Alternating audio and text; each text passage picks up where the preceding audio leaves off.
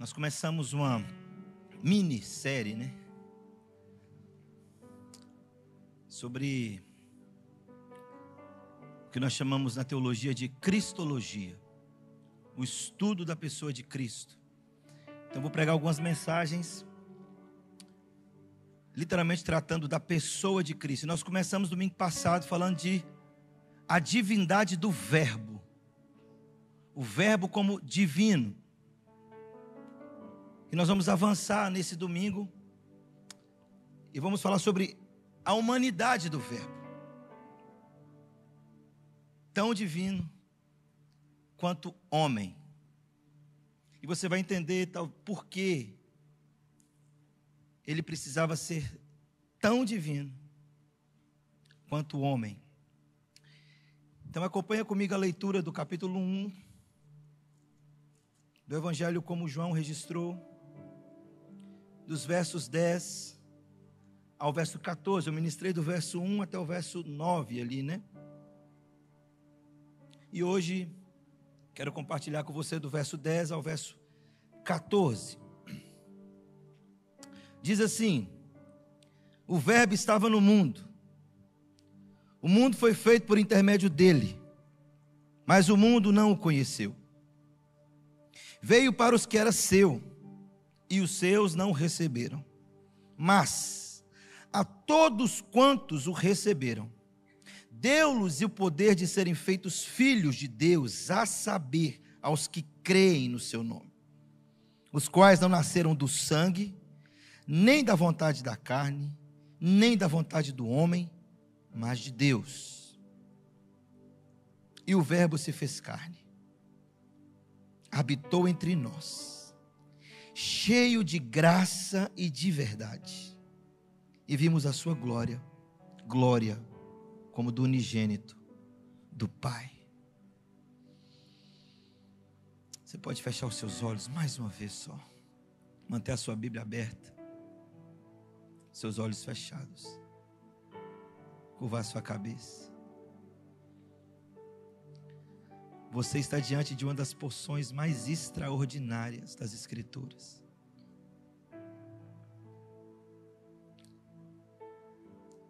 Da verdade das verdades. Sem isso aqui, todo o cristianismo é uma grande farsa. Se isso aqui não for verdade, tudo o que aconteceu ao longo dos anos e da história, e o que está acontecendo aqui hoje, seria uma grande farsa.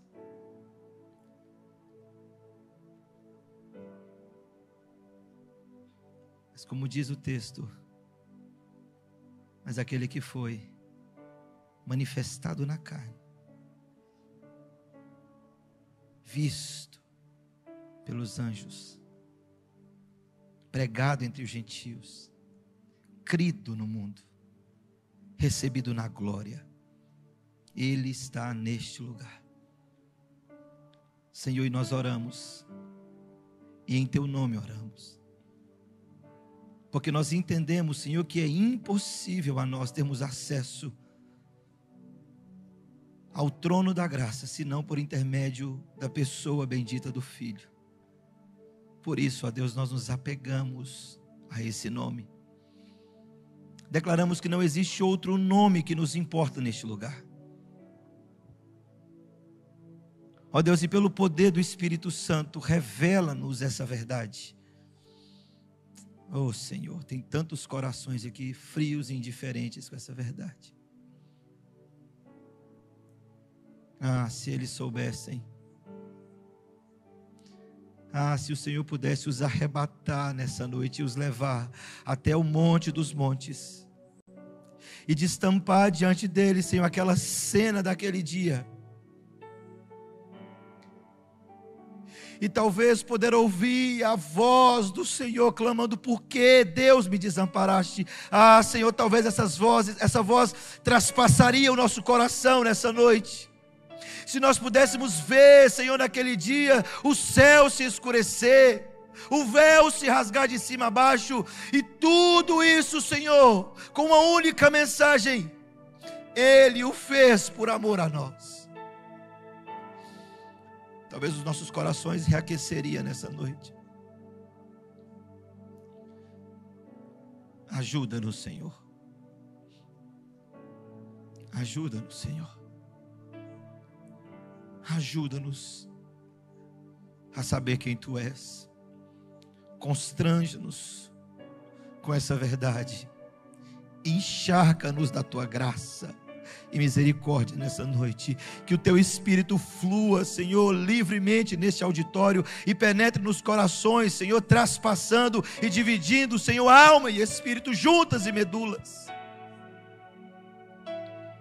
Pai Santo, sê propício a nós nessa noite. Sê propício a nós. Sê propício a nós. E receba glória para si. Amém. Apesar de ser uma das partes da teologia que mais gosto, talvez essa deveria ser a de todo pastor. Cristologia, a pessoa de Cristo. Estudar sobre a pessoa de Cristo. Na verdade, a igreja não tem outra mensagem. Nós até ficamos impressionados com alguns teólogos que têm aparecido por aí, tratado coisas impressionantes da teologia, e ficamos abismados com tudo isso. Mas se tudo isso não redundar em glória a Cristo e apresentar a pessoa de Cristo, tudo isso vai ser sempre uma farsa. Vai ser sempre para promover os eruditos e nunca para glorificar o Filho. E por mais que é uma das que mais gosto de estudar, às vezes eu pego só para ler sobre isso. Cristo. Eu não sei se você consegue fazer isso. Eu não consigo fazer isso. Eu não consigo pensar e ler a respeito de Cristo sem que meus olhos ficam cheios de lágrimas, sem que a minha boca treme, meu coração começa a palpitar mais forte. E às vezes eu estou sozinho na minha sala lendo a respeito de Cristo, eu começo a ler e tento ler em voz alta e minha boca começa a tremer. Sabe quando você está assim muito emocionado, que você tenta falar e não consegue? E esses dias já estava acontecendo isso comigo, e eu disse: Senhor, nunca tira isso de mim. Porque enquanto isso estiver acontecendo, eu sei que o Senhor continua sendo o amado da minha alma. Eu sei que o Senhor continua sendo a pessoa mais importante da minha vida.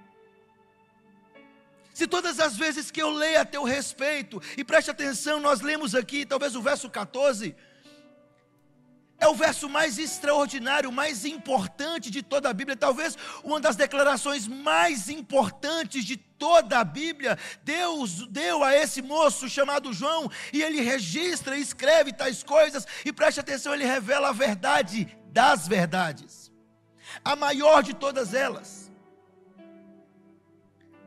Se Cristo não tivesse se feito homem, nós não estaríamos mais aqui. Se Cristo não tivesse vindo até nós, pobres de nós. E talvez você pergunta, mas por quê? Aí vem aquelas mensagens: não, ele fez isso porque ele preferiu fazer isso do que viver sem você. Não.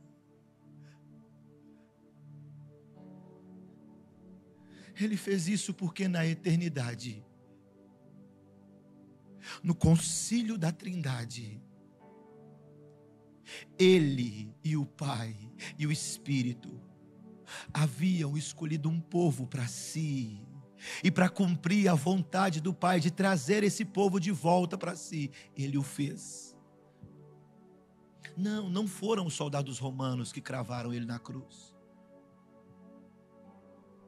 Não foi os líderes que tramaram contra ele uma mentira e o sentenciaram injustamente. Não foram os gritos de crucifica-o que impulsionou Pilatos a entregar ele nas mãos dos judeus e falar: faça o que quiser com eles, eu lavo as minhas mãos desse justo. Não foram esses homens. Por incrível que pareça, não foi o seu pecado que cravou Jesus na cruz.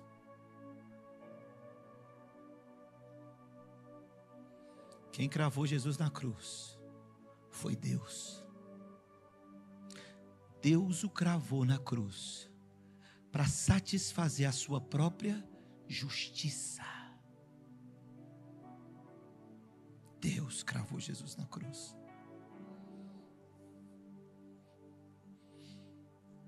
E você precisa entender. No domingo passado nós falamos sobre o Verbo divino. Vimos que o Verbo é o Criador. João deixa claro e registra de maneira clara. Todas as coisas foram criadas por intermédio dele. Paulo vai falar assim: e sem ele nada do que foi feito seria. Ele não é só o Criador de todas as coisas, mas Paulo fala assim: nele tudo subsiste, ele é antes de todas as coisas, ele é o princípio de todas as coisas. Quando tudo teve o início, ele era o início. E está falando assim: olha, o Verbo estava lá, o Verbo estava com Deus, o Verbo era Deus. E aí ele diz o seguinte: olha, por intermédio dele foram feitas todas as coisas. E esse termo grego, a expressão grega, foram feitas, encontra-se no tempo verbal perfeito. Está dizendo o seguinte: olha, indica um ato concluído. Ele fala assim: ele não está criando todas as coisas, ele criou todas as coisas. Logo a criação está consumada, não é um processo, mas sim um produto acabado.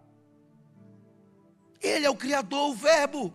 E nós vimos que a divindade do Verbo, João vai registrar e vai apresentar 7 sinais, milagres feitos de Jesus, o homem, realizando sinais para mostrar claramente, apresentando milagres que somente Deus pode realizar. Por quê? Porque esses milagres apresentavam para a humanidade atributos que somente Deus pode ter. Você bem sabe que Deus tem os atributos comunicáveis e os incomunicáveis. Os comunicáveis é aquele que ele comunica a mim e a você. Deus é amor e nós amamos. Deus é bom e nós também podemos ter bondade. Os atributos incomunicáveis é aquele que só Deus possui: onisciência, onipresença, onipotência. E João vai apresentar esses milagres. E nos milagres que Jesus faz, apresenta os atributos incomunicáveis, ou seja, mostrando que o Verbo é divino. Que o que Jesus estava fazendo só Deus podia fazer.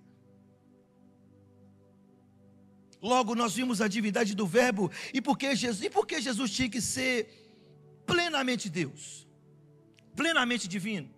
Só ele ser o homem para poder me substituir não resolvia o problema. Não precisava de alguém morrer na cruz. Por que ele tinha que vir e não vir só como homem, viver sem pecado, ir para a cruz? Porque ele tinha que vir também divino. O profeta Jonas falou assim: olha, se Jesus tivesse vindo só homem, mesmo que ele cumprisse todas as coisas, ele não poderia ser o Salvador.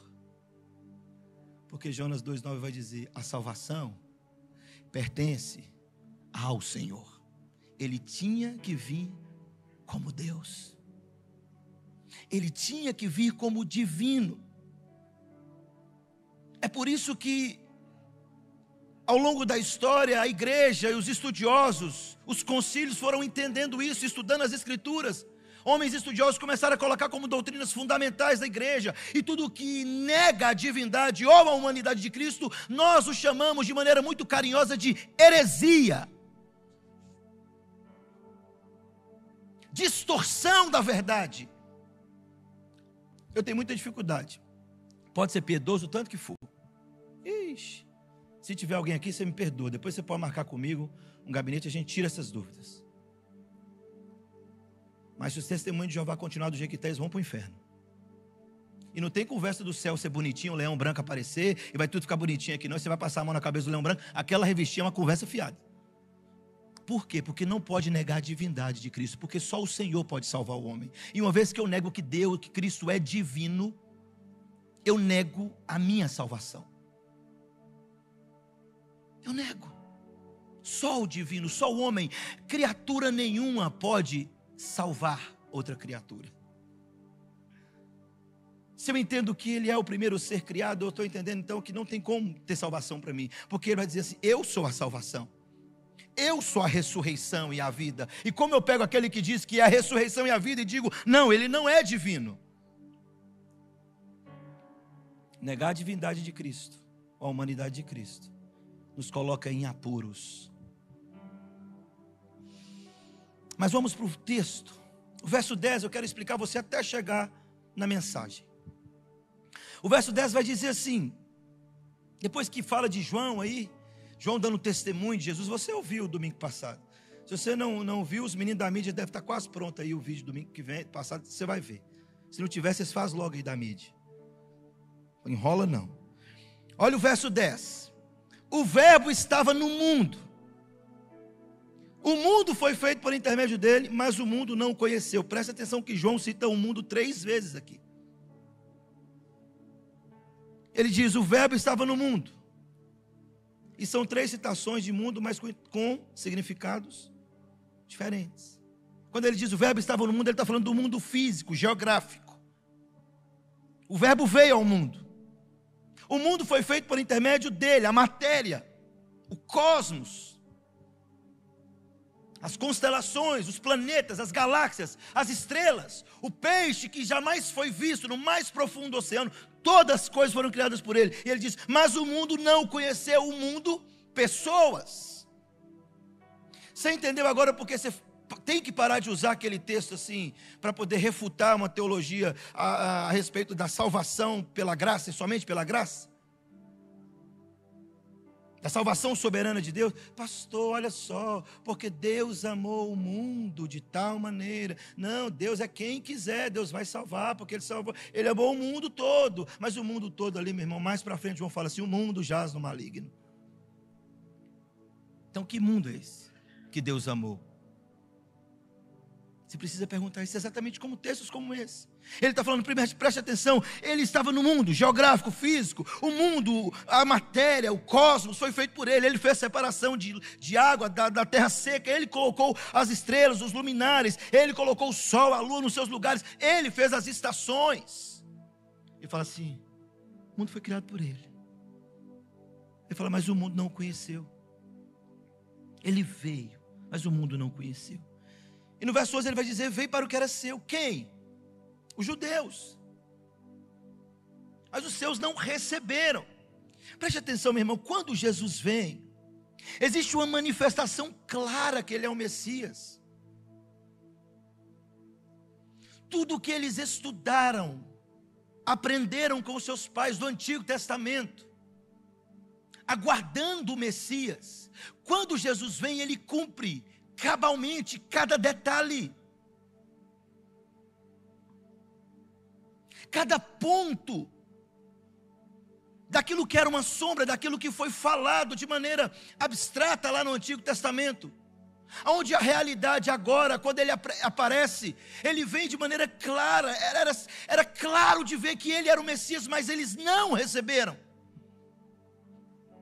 Nota de rodapé.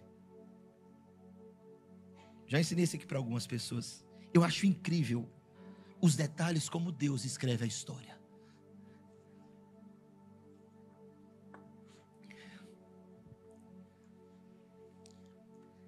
Herodes vai juntar o povo para fazer um censo de quantidade de população.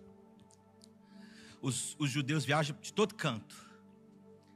Vai para lá. Maria está grávida, próxima de dar à luz. Não encontra hotel, lugar para se hospedar. Eles foram lá para isso. De repente, por um acaso, eu estou grávida e agora Herodes falou que vai ter que levantar um censo de população, vou ter que ir lá para poder dar o nome, para poder saber a quantidade. Não, o Eterno conduzindo as coisas. Aí, não, mas fechou, não tem pousada, está tudo lotado, não tem lugar. Encontra aí, vai para um curral, vai para uma estebaria, não, tira as ovelhas daí, tira daí, arruma uma manjedoura, põe esse menino aqui. Por que Jesus tinha que nascer num lugar desse? Eu quero te dizer que não existia nenhuma pousada e nenhum lugar em Jerusalém, em Belém da Judéia, que Jesus pudesse nascer. Ele tinha que nascer lá. Sabe por quê, Margot, que ele tinha que nascer na manjedoura? Porque é o lugar próprio para um cordeiro nascer. Ele tinha que nascer na manjedoura, porque é na manjedoura que nasce o cordeiro. Deus escrevendo cada detalhe da história e colocando cada coisa no seu lugar. Sim, o verbo encarnado, ele vem para cumprir cada detalhe. Então preste atenção. Ele diz, olha, tudo que ele vem de maneira clara, apontando de maneira clara. Os profetas falaram dele, os patriarcas falaram dele, os reis manifestaram a respeito dele. O Antigo Testamento todo apontou para a vinda desse Messias. E em nenhum momento o Antigo Testamento disse que ele seria um líder um líder militar, um líder político. Não, a Bíblia sempre o apresentou como cordeiro, mas quando o cordeiro vem, eles o rejeitam. Foi claro, foi visível, para que não houvesse dúvidas que o Messias aguardado estava chegando, porém, diz João, que eles não receberam. Eles não creram. Sim, quando a estrela brilhava, os magos do Oriente percebem então um sinal diferente. Nasceram tantas crianças naquele tempo, mas aquele era diferente. Os sinais estavam claros demais para o mundo rejeitar ele. Mas diz o texto que ele vem para os judeus e os judeus não recebem. O texto avança, ele diz, mas, toda vez que você vê um mas, conjunção adversativa. Todas as vezes que você vê um mas, algo vai acontecer. Todas as vezes que você estiver lendo a Bíblia, ela estiver narrando um conto, ela diz, mas, possivelmente, o eterno vai entrar na história. É isso que Paulo vai escrever. Nós, antes de Cristo, escravos do mundo, escravos da carne, filhos da desobediência e por natureza filhos da ira de Deus. Mas Deus, sendo rico em misericórdia, por causa do grande amor com que nos amou, pela graça sois salvos, mediante a fé. Isso não vem de nós, não de obras, para que ninguém se glorie. O que João está escrevendo é o seguinte, preste atenção, ele veio para esse povo, mas eles não receberam. Porém, mas, todavia, contudo, entretanto, a todos os quantos o receberam, deu-lhes o poder. Não é direito, irmão, é poder, porque o direito está nele. Ele tem o direito. Ele então derrama do seu poder para que nós possamos crer nele. Ele diz, todos quanto receberam, deu-lhes o poder de serem feitos filhos de Deus. Ele está dizendo assim, olha o que João está falando. Ele veio, o Messias aguardado, para a salvação. Eles não recebem, mas existe um povo e existe um só meio de salvação. Mas ainda existe um meio, único meio, uma única forma do homem se tornar filho de Deus. Já viu aquele ditado? Nós somos todos filhos de Deus. Não.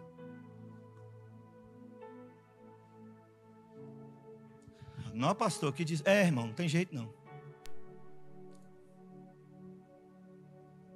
Também sou filho de Deus. Mentira. Te enganaram. E ele vai dizer por quê? Por que está mentindo? Presta atenção aqui. Ele vai dizer, a saber, os que creem no seu nome. Verso 3, os quais não nasceram do sangue. Deixa eu te explicar o que João está falando. Primeiro, ser filho de Deus não vem por genética. Filho de crente não é crentinho. Entendeu? Filho de peixe é peixinho. Filho de cavalo é cavalinho. Filho, eu nem vou te falar o que eu pensei, filho. Eu te conto nos bastidores. Filho de jegue é jeguinho. Filho de mula é mulinha. Mulinha, irmão. Filho de qualquer... Mas filho de crente não é crentinho. É isso que João está dizendo. Não é por genética. Não é porque nasceu. Entendeu, Miguel? Tem que ser crente. Você tem que converter, Miguel. Ficar crente. Não é porque seu pai é crente, sua mãe é crente. Você tem que conhecer Jesus. É isso mesmo.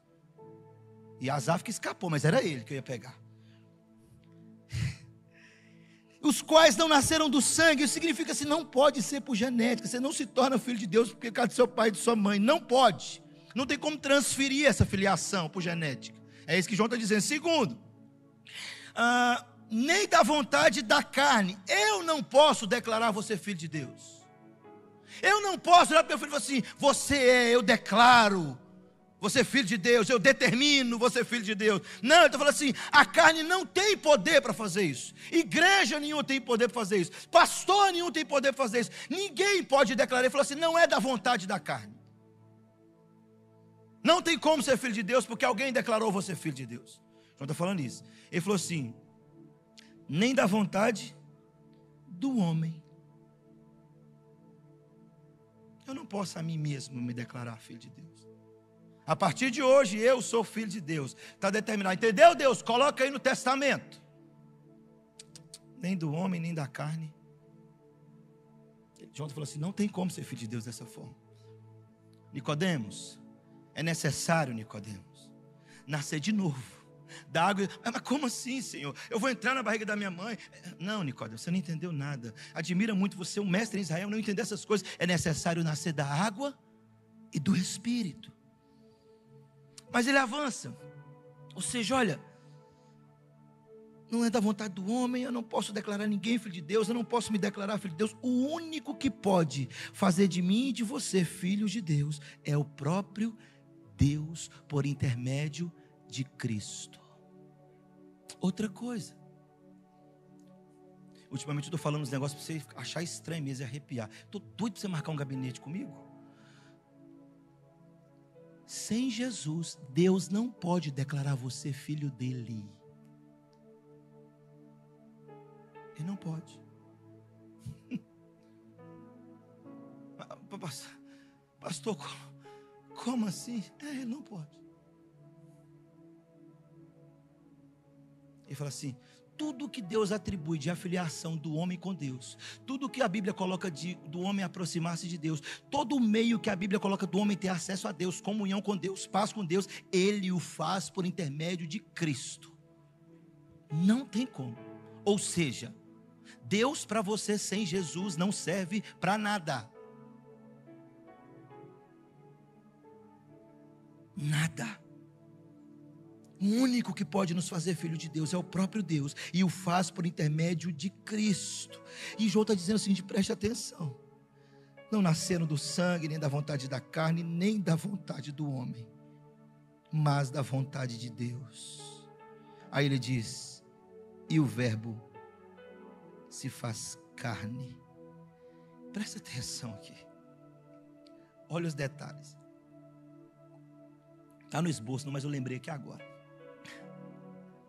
Quando Deus tira o povo do Egito, Deus então ordena que se faça um objeto. Ele fala assim, eu vou habitar aí. E o povo do Egito então começa a viver em tendas. Lembra da tenda do encontro, a tenda do tabernáculo? Onde o povo ia lá para oferecer o culto, ofertas, o sacrifício. O sumo sacerdote entrava de uma vez por ano, oferecia o sacrifício como propiciação, pecado. O povo lembra disso? Ele fala assim, presta atenção, olha a tenda lá. O povo ia viajando, desmonta a tenda, vamos viajar mais. Agora monta a tenda de novo, o povo acampava ali. Aí de novo, desmonta a tenda, leva de novo. A tenda estava com eles ali o tempo todo. Quando ele fala assim, o verbo se faz carne, a palavra carne aqui no grego significa tenda. O verbo vem e habita, faz a sua morada, vem neste lugar.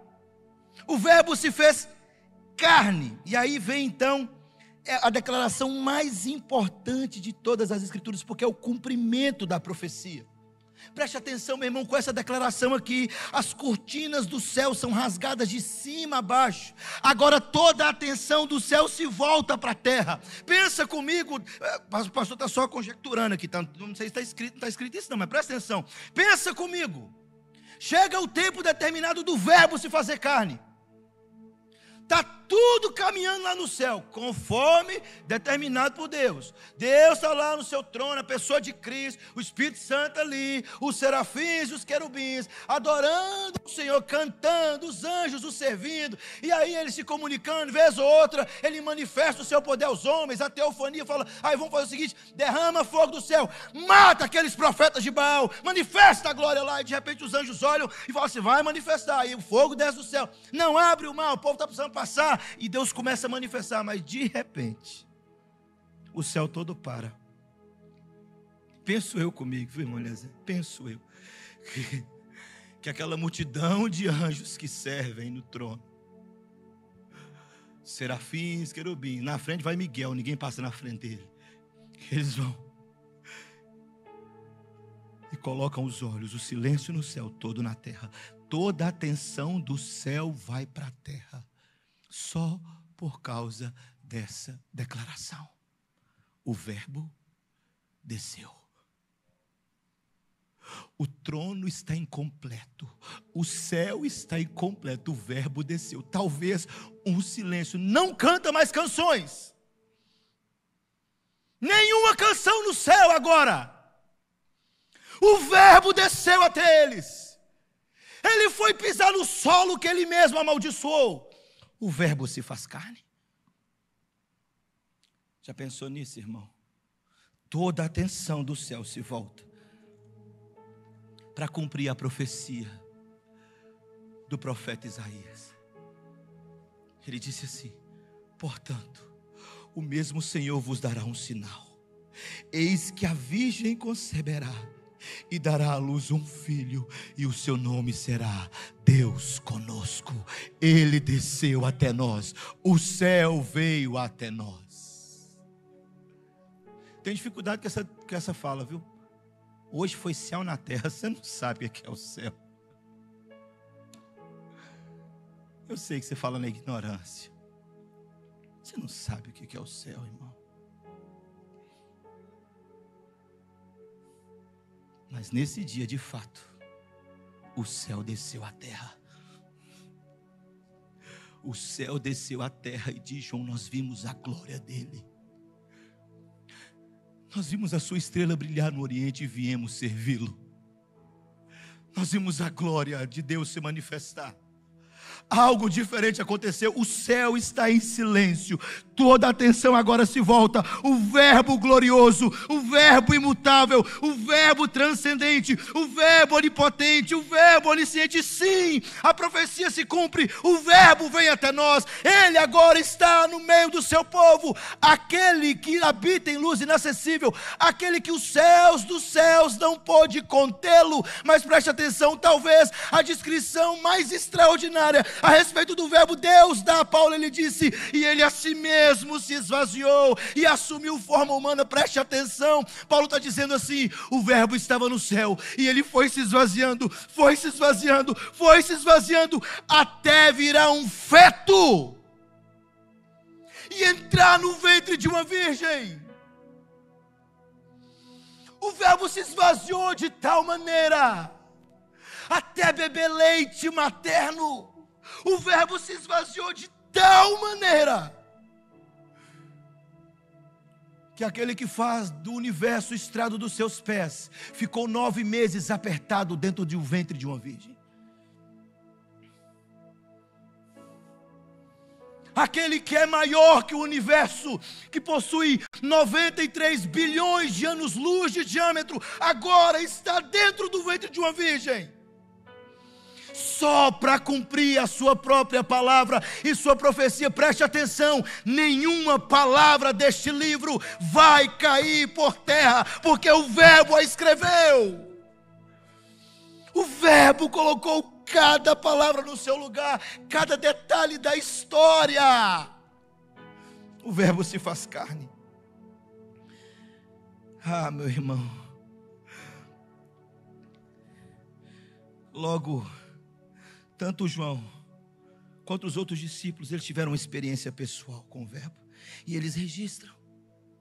Em 1 João, no capítulo 1, ele diz assim: o que era desde o princípio, e o que temos ouvido, e o que temos visto, e com os nossos próprios olhos contemplamos, e com as nossas mãos apalpamos com respeito do Verbo da vida. A vida se manifestou a nós, e nós temos visto, e dela nós vamos dar testemunho. É isso que João está dizendo, preste atenção. João quer provar e mostrar agora que Jesus ele não vem à terra como um fantasma, um espírito, não, que o seu corpo não era uma ilusão. Ele veio como homem, de fato, ele veio 100% homem.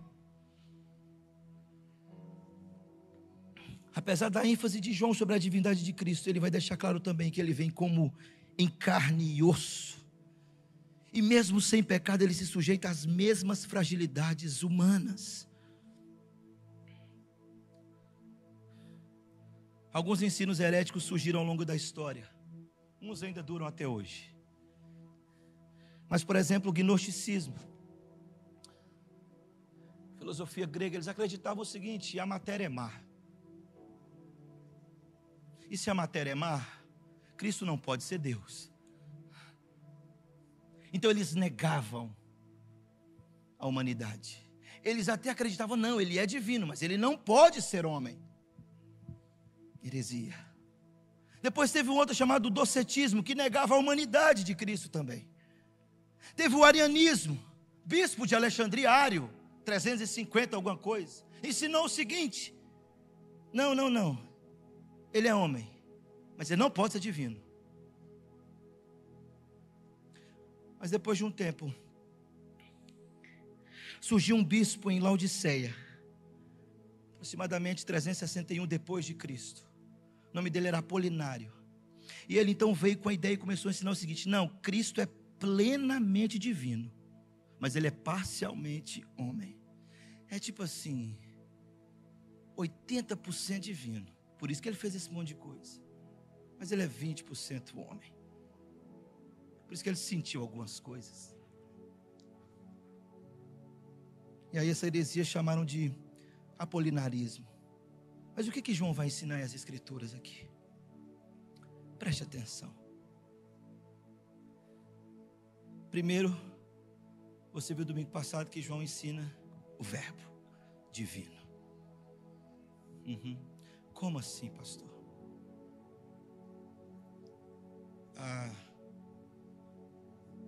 Avisa lá para o mestre: Lázaro, que o senhor ama, está morto, está doente, vai morrer. Aí volta. Aí Jesus chega 4 dias depois. Tanto a tradição judaica quanto o povo que estava ali entendia o seguinte: o único que pode ressuscitar um morto, até o 3º dia, um homem piedoso até pode ser que consiga. Eu nunca vi, mas tem gente que fala que consegue. Eu vi os da Bíblia. Tudo bem. Mas a partir do 4º dia, já está em decomposição. Aí não tem jeito mais do milagre começar a reverter o tecido. Essa aí é difícil. Fico imaginando Jesus chegando. Marta orou, olhou para ele, chorou com ele. Eu penso, e foi a Bíblia mostra Jesus nesse trecho. Sendo divino, e mostra ele ser humano. A Bíblia fala que ele chora. Mas nunca vi Deus chorar. Chorar para quê? O que tem a ver os caras chorar? Não é assim que fala? Nada a ver. Jesus não chora. Mas Jesus chegou e sentou. Eu penso que ele colocou a mão sobre o ombro de Marta e de Maria, abraçou e falou assim: deixa eu chorar com elas e por elas. E Jesus chora com Marta e Maria. Humano. Mas de repente ele olha e fala assim: mas Senhor, se o Senhor tivesse chegado, meu irmão não tinha morrido. Ô Marta, se você soubesse. Ô Maria, se você soubesse, como é que eu criei vocês? Não, mas já cheira mal, já está em decomposição. Não, essa matéria eu fiz com cuspe mesmo. Com barro. Eu fui lá, molhei o barro. Curei o cego lá, assim eu faço com essas coisas. Não preocupa não. Ô Lázaro, vem para fora. Eu fico imaginando o que estava em decomposição voltando para o lugar assim. Você imagina que loucura? Divino. João falou assim: ele fez isso. Nós vimos, nós testemunhamos. As nossas mãos apalparam Lázaro depois que ele ressuscitou. É dele que nós estamos dando testemunho, sim, ele é divino. João falou assim, ele é divino. Só que agora João vai mostrar e vai provar que também ele é humano. Mas preste atenção. Dentro desse conceito, desse movimento herético que apareceu, gnosticismo, docetismo, arianismo, apolinarismo, surge então um grupo de teólogos, de eruditos, de estudiosos. Eles se reúnem no que nós chamamos de concílio. E houve um concílio chamado o Concílio de Nicéia, no ano 325 depois de Cristo. Esse concílio é um ajuntamento de pessoas, de homens, de líderes da igreja, eruditos, estudiosos das escrituras que tratavam de doutrinas fundamentais da fé cristã. E esse concílio chegou e bateu o martelo e disse, a respeito dos estudos das escrituras, não. Nós precisamos entender que é doutrina fundamental da igreja a divindade de Cristo. Ele é divino. Isso passou então a ser um ensino primordial, fundamental da fé cristã. Depois houve um outro concílio chamado Concílio de Calcedônia. Em outubro de 451, cerca de 370 teólogos, membros desse concílio, se reúnem para discutir a respeito disso e coloca como ensino oficial da igreja também a humanidade de Cristo. Ele disse, não, ele também é 100% de Deus. E eles chegaram à conclusão que nós chamamos de união hipostática, que deriva da palavra grega hipostasis, ou seja, da mesma natureza, da mesma substância. Está falando assim, não, aquele que é divino, ele é 100% humano, 100% divino, porque ele é a mesma natureza. Paulo disse, nele habita corporalmente toda a plenitude da divindade, em Cristo Jesus. O ser pleno de Deus se manifesta em Cristo. Então ele chega à conclusão seguinte, ele é 100% homem, mas ele é 100% Deus. E João prova isso. Mas como que João vai provar? Então vamos ver agora como João vai provar a humanidade de Cristo. Você já viu como provar a divindade. Primeiro, João capítulo 4, versículo 6. Vai dizer que Jesus sai andando e atravessa para o outro lado e vai até Samaria. De repente tem um poço lá, ele chega nesse poço, tem uma mulher. E ele chega até essa mulher e fala assim, eu estou com sede, você pode me dar água? Porque o texto vai dizer assim, ele está cansado. João 4,6 vai narrar a história de Jesus, onde ele chega e se assenta cansado ali. Chega a mulher e ele apresenta a segunda coisa de um humano. Primeiro, pastor, está cansado. A Bíblia fala que Deus não cansa, nem se fatiga. Isaías 40. Deus não se cansa.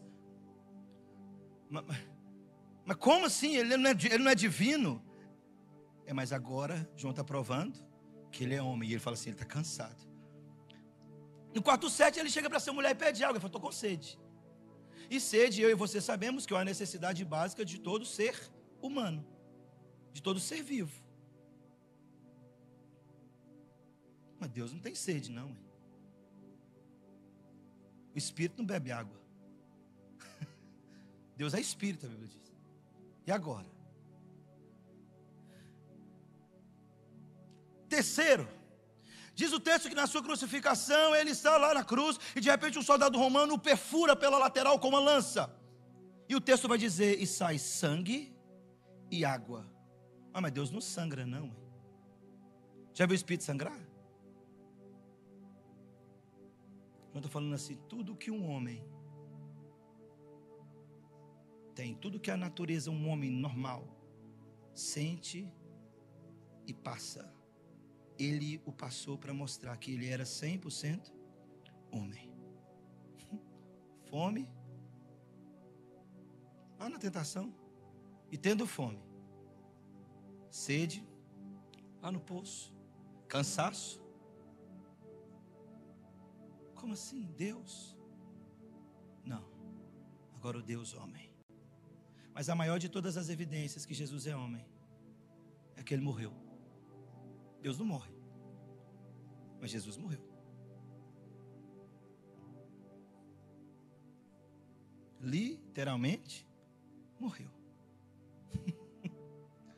A diferença de Jesus para Lázaro é que ninguém foi lá na tumba de Jesus falar: Jesus, sai para fora. Porque Ele mesmo é quem vivifica, para mostrar que Ele é Deus. Consegue entender Jesus? A majestade de Jesus. João está mostrando claro, sim, Ele é 100% Deus, mas Ele é também 100% homem. Mas tem um texto que é incrível quando prova tanto a humanidade quanto a divindade.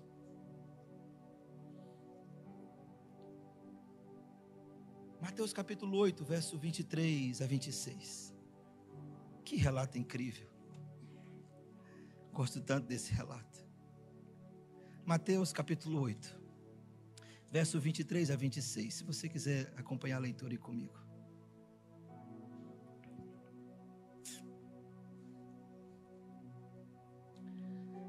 Então, entrando ele no barco, seus discípulos o seguiram.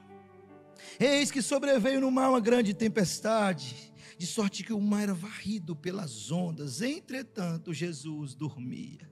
Mas Deus não dorme. Jesus então dormia. Mas os discípulos então vieram acordar, clamando: Senhor, salva-nos, perecemos. Perguntou-lhes então Jesus: por que sois tímidos, homens de pequena fé? E levantando ele, dormindo como homem, se levanta como Deus, vai até a popa do barco, olha para a tempestade e diz: aquieta-te. E de repente, as forças da natureza atendem ao seu mandar: sossegai. Homem dormindo, Deus repreendendo o mar. E aí os discípulos fazem aquela pergunta um para o outro: quem é esse? Quem é esse? Que até os ventos e o mar lhe obedecem. Quem é este homem? Quem é este homem? Meu irmão, quando você estiver passando por provações e tribulações, lembra desse texto. Quem é este homem? Por que vocês são tão tímidos, homens de pequena fé? Jesus fala isso para os discípulos porque eles ainda não estavam entendendo quem estava no barco com eles.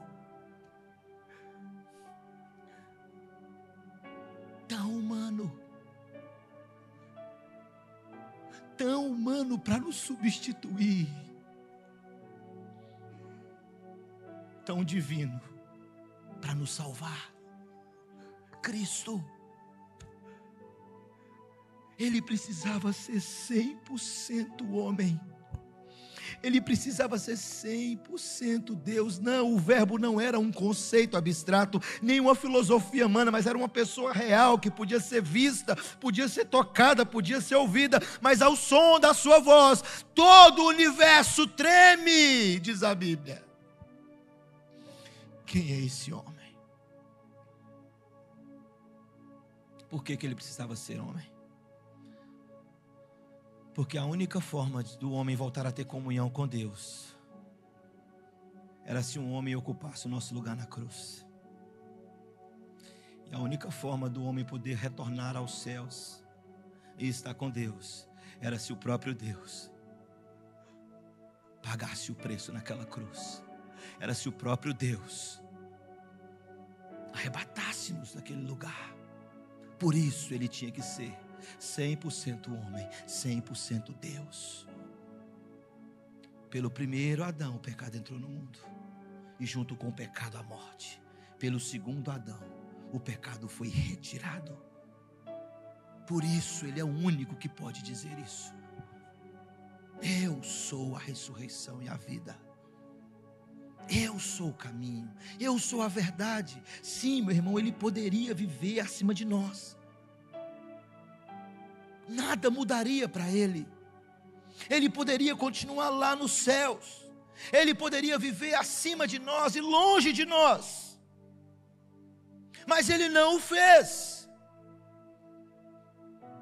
O Verbo se faz carne, Ele vive entre nós, se torna amigo do pecador, se torna irmão do pobre. Esse é Jesus. Pensa comigo. Max Lucado fala umas coisas interessantes a respeito de Jesus. Algumas eu fico assustado até. Mas são umas coisas que eles falam interessantes. Ele fala assim: imagina Jesus, próximo de sair para o ministério, ele dá uma última ida lá na carpintaria do seu velho pai José e olha. Talvez ele passe a mão na poeira em cima da bancada, pega um prego nas suas mãos e começa a imaginar o que vai ser daqui a um tempo. Aqueles pregos cravando a sua mão e os seus pés. E talvez ele pegue o martelo, dá uma última batida e olha a luz entrando pelo feixe da greta da janela e projetando uma imagem no chão empoeirado. Ele olha para aquela carpintaria e tantas lembranças. Senta um pouco na bancada onde ele fez a sua primeira cadeira. Sim, ele era homem. Talvez a sua memória trouxe momentos de alegria, onde no começo ele apenas engateava enquanto o seu pai trabalhava. Foi nesse lugar que José então pegou um martelo, colocou nas mãos frágeis ainda de uma criança e falou: é assim, meu filho, que se bate um prego, é assim, meu filho, que se faz uma cadeira. E talvez Jesus, antes de começar o ministério, sabendo daquilo que estava proposto para ele, ele vai uma última vez à carpintaria e olha e diz: que tempo gostoso que eu vivi aqui. Mas chegou a hora do Filho de Deus ser manifestado aos homens. Chegou a hora da luz resplandecer nas trevas. Esse povo que andava em trevas agora verá a luz. Eu sou a luz do mundo. E Jesus então gentilmente fecha a porta da carpintaria e firmemente anda para os próximos 3 anos, onde ele não teria tempo para descansar, para parar nem sequer um dia, onde ele iria tocar pessoas como jamais foram tocadas, ele iria curar como jamais foi feito, ele iria ressuscitar mortos, ele iria envolver os leprosos em seus braços, ele iria nas vilas, nas aldeias, nas cidades, ele pregaria o ano do Senhor, ele pregaria a salvação aos judeus. Ele falou: se preste atenção, tudo aquilo que ela assombra, agora eu estou aqui, sim, o Cordeiro de Deus está neste lugar. Eu estou aqui, o Verbo encarnado, eu sou Cristo, eu sou o Senhor. Por isso, quando o questionaram a respeito de quem ele era, para alguns que jamais ele desejaria abrir o entendimento, ele não falou nada. Mas para aqueles que ele queria se revelar, ele disse: sim, eu sou. Eu sou a videira verdadeira. Sou eu mesmo o pão da vida. Eu sou. Então, quando ele chega para começar o seu ministério, ele vai até o templo, assenta-se numa cadeira tradicional que tinha lá, onde eles esperavam o Messias chegar e assentar nessa cadeira. Ele pega o livro da profecia do profeta Isaías, senta e começa a ler a respeito dele mesmo. O Espírito do Senhor está sobre mim, pelo que ele me ungiu para pregar boas novas aos quebrantados de coração, a pregar o ano aceitável do Senhor, a libertar todos os oprimidos, cativos de Satanás, a consolar todos os que choram. Eu cheguei para poder ser a luz do mundo, a luz que ilumina todo homem. Sim, Cristo era plenamente divino, plenamente humano. É por isso que eu e você temos acesso agora. O Verbo se fez carne, a maior de todas as verdades. Deus homem, luz de luz, Deus de Deus, Ele mesmo, Cristo Jesus.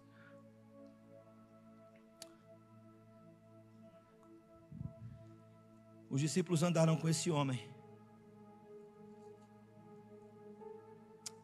João foi um deles.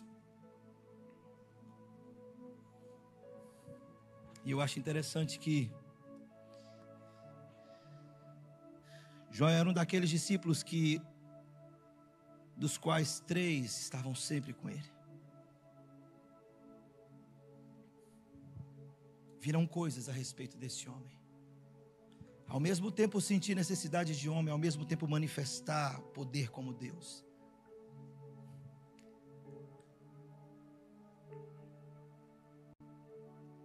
Então João vai registrar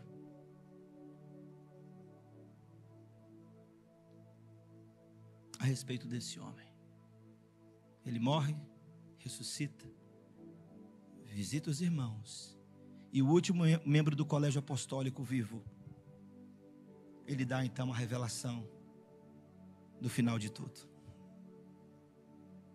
E ele escreve e registra porque ele fala assim: eu, João, foi aquele que vi, toquei nele, andei com ele, de fato,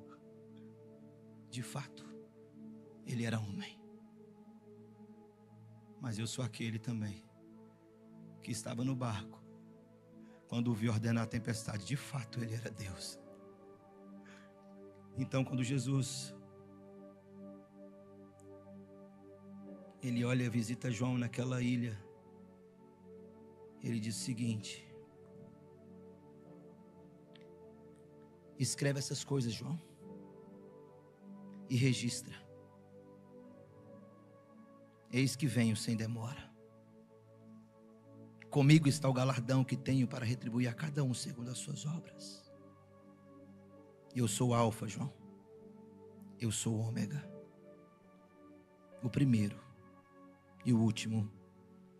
Eu sou o princípio, eu sou o fim. Bem-aventurados, João, aqueles que lavam as suas vestiduras no sangue do Cordeiro, para que lhes assista o direito à árvore da vida e entrem na cidade pelas portas. Fora, João, ficam os cães, os feiticeiros, os impuros, os assassinos, os idólatras e todo aquele que ama e pratica a mentira. Eu, Jesus, enviei o meu anjo para vos testificar essas coisas às igrejas. Eu sou a raiz e a geração de Davi. Eu sou a brilhante estrela da manhã. O Espírito e a noiva dizem: vem. Aquele que ouve, diga: vem. Aquele que tem sede, venha. E quem quiser receber de graça a água da vida, eu, a todo aquele que ouve as palavras da profecia deste livro, testifico: se alguém lhes fizer qualquer acréscimo, Deus lhe acrescentará os flagelos escritos neste livro. Se alguém tirar qualquer coisa das palavras desse livro da profecia, Deus tirará sua parte da árvore da vida, da cidade santa e das coisas que se acham escritas neste livro. Aquele que dá testemunho dessas coisas diz: certamente, João, eu venho sem demora. Vem então, Senhor Jesus. Nós queremos, nós desejamos o Deus. Só que agora, irmão, não. Ele não vem mais na manjedoura. A manjedoura era um lugar apropriado para um cordeiro. Mas uma coroa na cabeça, assentado sobre um cavalo, com a sua espada afiada e com os olhos como chamas de fogo, é a descrição apropriada para aquilo que a Bíblia chama de Rei dos Reis, Senhor dos Senhores. Ele voltará. Esse é o Jesus da igreja. Cristo, o Rei de toda a terra, dos céus o mais santo, vestido de glória, de majestade, de honra e de poder. Cristo Jesus, o amado da minha alma, o amado da minha vida, o Senhor da minha casa, dos meus dias, dos dias dos meus filhos, dos dias da minha esposa, o Senhor dessa igreja.